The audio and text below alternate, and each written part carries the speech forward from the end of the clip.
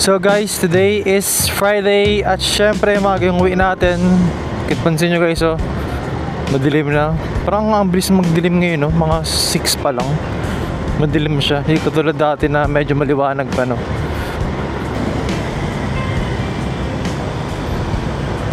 So yan guys, dito nga pala si Philippine Loopers sa lugar namin. Dito nga pala siya sa Puerto Princesa City, Palawan.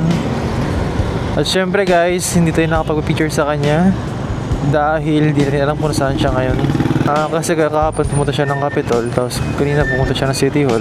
Hindi ko siya nakita doon. Hindi ko alam kung saan siya pumunta ngayon eh.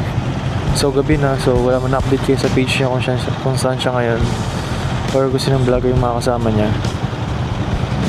Kaya yun, sayang hindi siya nakita. Gusto ko rin magkapag-picture sa kanya guys, kaso wala sa timing. Unlike nakaraan kala Coffee and Sam, nakapagpa-picture ako doon. Kasi yung pumunta sila that time, ay nakaputan ko sila, tapos maraming tao. Ewan ko kayo na bakit hindi ko nakita si Sir Ferdinand. Kasi siya lang hinintay ko kanina doon sa dun sa amin, kung dadaan ba siya. Pero nasabi niya rin kasi guys na dadaan siya.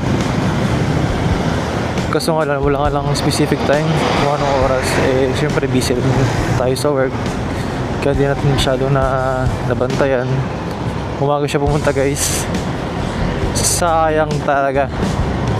Wala, busy kasi tayo eh. Pero okay lang guys, baka may next time pa naman. Nasa Palawan pa din naman siya ngayon eh. So try natin malimon next time, di ba, masalubong natin. Pero ngayon malabo talaga guys. Malabo pa sa buo ng pusit na makita natin yun. Dahil gabi na. Siyempre mga ganitong oras guys, wala na maglakad pa yun, di ba? Oh shit! Aray ko!